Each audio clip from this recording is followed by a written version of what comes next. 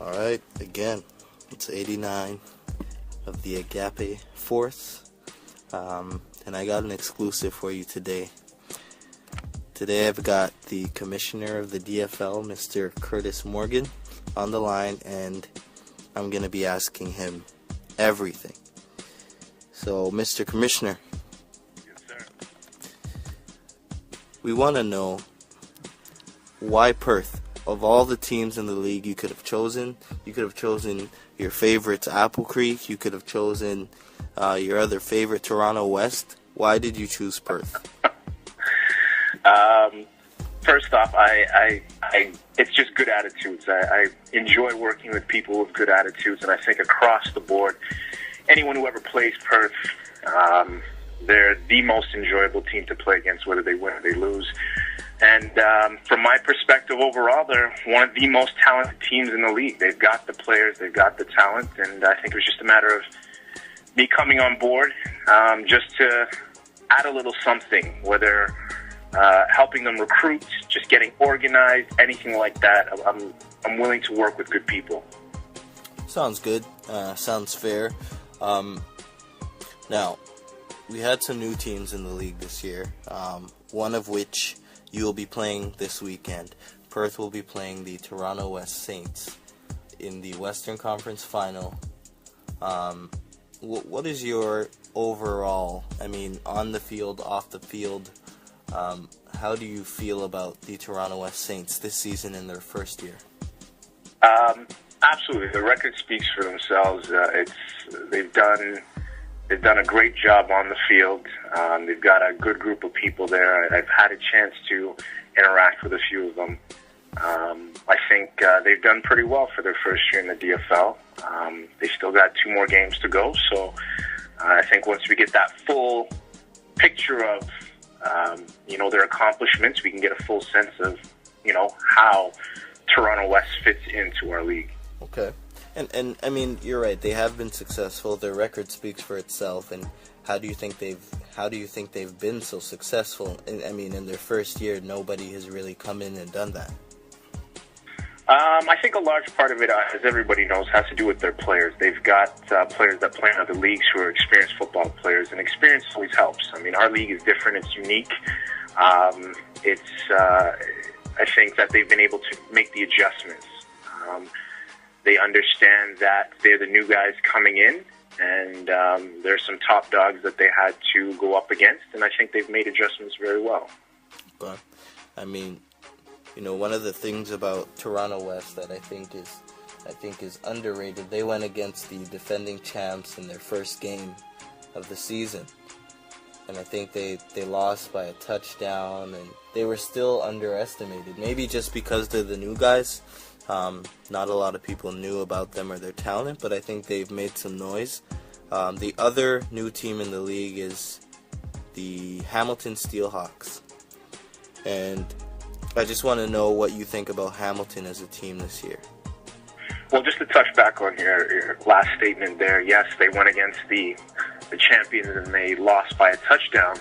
And people probably did underestimate them, but at the same time, they did some underestimating of their own, going up against a new team, an experienced team, the Hamilton Steelhawks, and they lost to them. So I think, again, they've done well. They're probably just still getting used to a lot of things, and, so far it's just balancing out. So as for Hamilton, I think that absolutely, they remind me of a young Agape team in their first year. They remind me of a young Canisa team in their first year, enthusiastic, organized, and just ready to have fun and play football.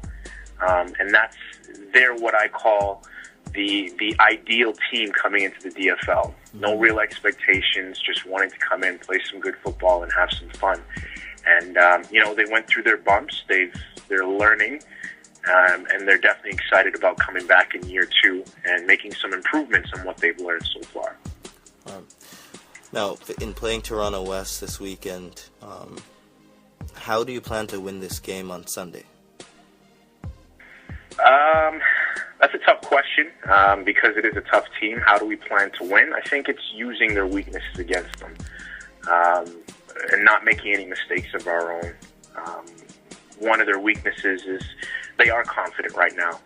They feel that they have the upper hand.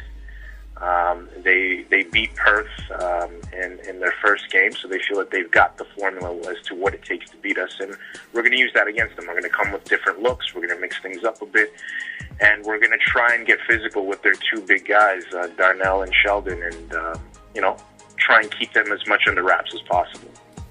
All right, and I'm going to ask you flat out, who's coming out of the East this year, Apple Creek or Toronto East? I have to show respect to the Titans. They've won the tournament this year. They won the championship last year. They've got the best record in the DFL thus far. And Andrew runs a tight ship over there, and you have to respect that. They're a disciplined team. They don't come out there with cockiness and swagger. They just come out there to play football and win games, and you've got to respect the organization that Andrew has with his team. So I'm going with Toronto East right now. Okay, fair enough. Now, if you could choose, there's so many talented players in the league, especially from year one to now. I think it's become more and more competitive. But if you had to choose, 5 guys in the league right now, based on their performance this season, who would you go with?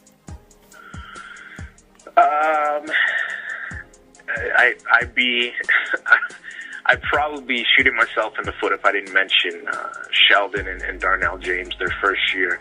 I just saw them in one game, and you're absolutely impressed.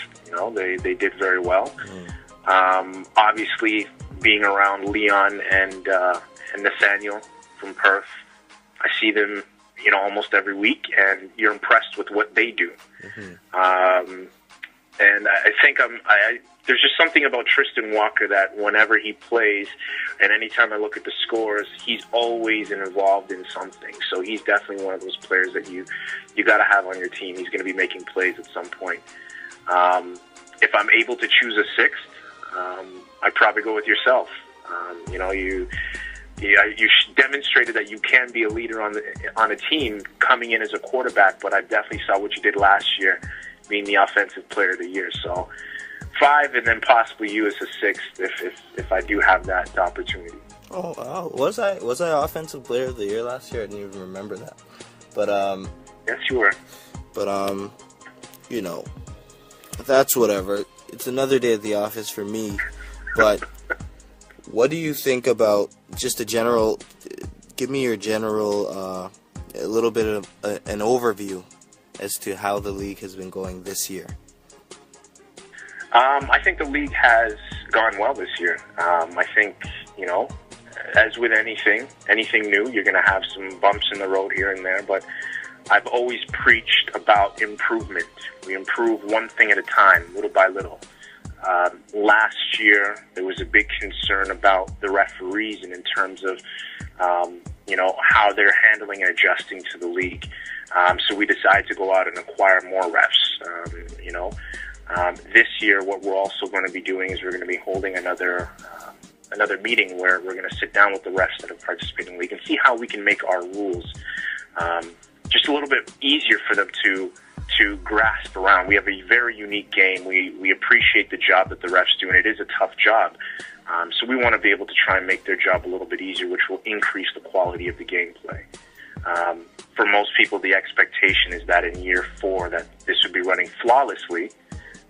But if you have done anything, you've put work into anything, you can understand that running anything flawlessly is impossible. But you want to come as close to it as you possibly can every year, improving little by little. And that's what the DFL is about, is development, growth, and that's what we're about as well, to the executive team, development and growth and improving. Absolutely. And I don't want to stir up any trouble here, but there's a rumor that I guess some people are getting sick and tired of hearing about this Young Bucks team, and there are some guys in the league who play on this team called the Young Bucks, and how the Young Bucks are so good. And basically, it was said to me, I know a lot of people in the league, Commissioner, and it was said to me that the best players in the DFL who are not on the Young Bucks would beat this Young Bucks team. And I thought it was a pretty bold statement. I mean, you're representing the entire DFL league, which the Young Bucks play in. And this Young Bucks team is pretty good, pretty established, and an accomplished team. I thought it was a pretty ridiculous statement. I would advise against it, not because I'm on the team per se, but how would you feel about something like that happening? Your league being represented by guys who want to take on these Young Bucks, who also play in the league too, but they're just sick and tired of hearing about this Young Bucks team, but the DFL guys are just... they're confident that they're at that next level. It's actually an interesting idea. Myself being a competitor, knowing, if put the best against the best and see who wins, you know what I mean?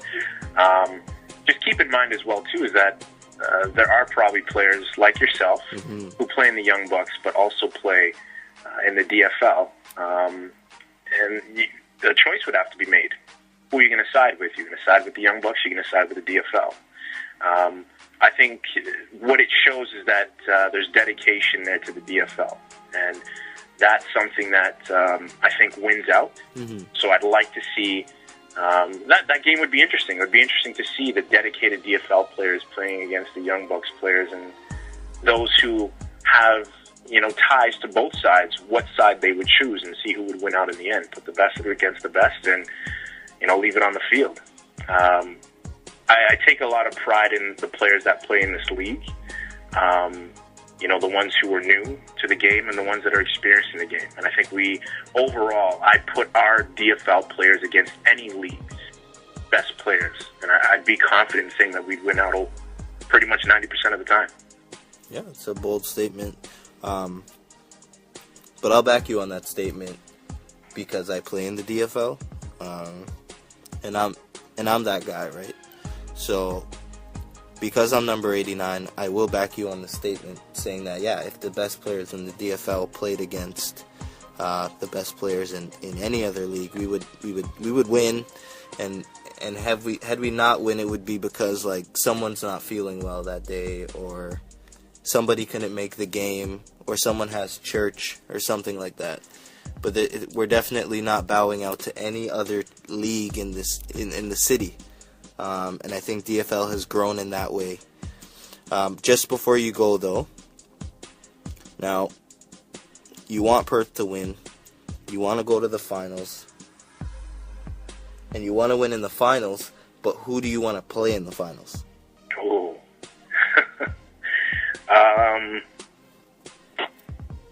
I think for us, it's important that our record come clean. We've had one appearance in the finals. That was 2 years ago. And they felt that game was tainted because one of our best players, our quarterback, our leader, wasn't there. And a team without its leader can't be considered a full team. So I'd enjoy playing against Apple Creek to right that injustice that was done. People feel that championship by Apple Creek was tainted, and for all intents and purposes, it is. It's not a true championship when you don't have your leader there. So it would be interesting to get a second crack at Apple Creek. First, they got to get through Toronto East. But, if it happens, we want to make sure that we right that injustice. Well, I'm going to play devil's advocate here, Commissioner, because I have a bad memory, but I do remember being in that game, playing for Apple Creek against Perth in that championship. Now, again, my memory is short. Can you remind me what the score was in that game? I can't recall what the score was. Yes, it was very lopsided. Like how lopsided? Lopsided enough that I'm not even going to bother mentioning it right now. Like, for me to go back and dig that up, it wouldn't serve any justice. So let's say for argument's sake here, it was like 49-0. 49-0. Okay. Do you think that it's a fair statement to say that had they had their quarterback, they would have? Is that a 49-point gap there? And I'm just playing devil's advocate here. I mean, yeah, what you can do is you can always put certain players and get a sense of, well, how many points would they have scored, how many points would they have stopped. But I think Leon's got some intangibles that you can never put on a scoreboard. You know, everyone looks at him, they can see the talent that he's got on the field, but he's a leader. And the intangibles that he brings to his team, you can never, you know, tally up. It's just it's an insurmountable amount. I think that Leon would have brought the confidence. He would have been able to keep them organized, kept their heads straight. Things have gotten out of hand. Leon would have been able to, you know, keep everybody in line and make sure that they stayed focused. So, yeah, you know, maybe he is worth 49, 50 points. He's probably worth more than that to that team. So, you know, I stand behind my quarterback. I believe that, you know, he will, and he can bring Perth to a championship and, you know, help them win. I agree. And I mean, I've played with Leon, great player. I've played with Perth in the tournament, great players. And, you know, I said from the beginning of the season, if Perth plays the right way, they're a team that can win the whole thing. And the feelings I get from Perth is that if they had their quarterback, it would just have been a different game, which I 100% agree. And the feelings I get from the Apple Creek side is, you know, we just play who shows up, and we want to win, and that's it. But it would be amazing to see them go at it again. This year, I think they played each other in the first game of the year, and Apple Creek won that one, so I know Perth is itching to get them again. So it would be interesting to see them both in the finals. But good luck to the Panthers against Toronto West. It's going to be a tough one. And Apple Creek against Toronto East. It's going to be a tough one. But if you, I mean, we're good Christian Adventists, so we don't gamble. But if you had to put your money on someone, Commissioner, to win the whole thing, who would it be? I got to stand behind my team. I got to stand behind Perth. Like I said, they are probably one of the most talented teams in the league. They've got great attitudes.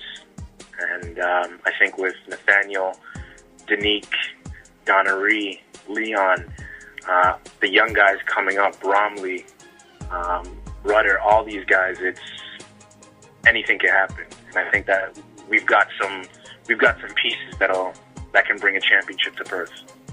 Sounds good. You heard it here first. Perth has all intentions of going all the way. Look out Toronto West, and look out Apple Creek if you win. Look out Toronto East too, but if Apple Creek goes to the finals against Perth, it's going to be something personal. Thanks for your time, Commissioner. Not a problem. Have a good day.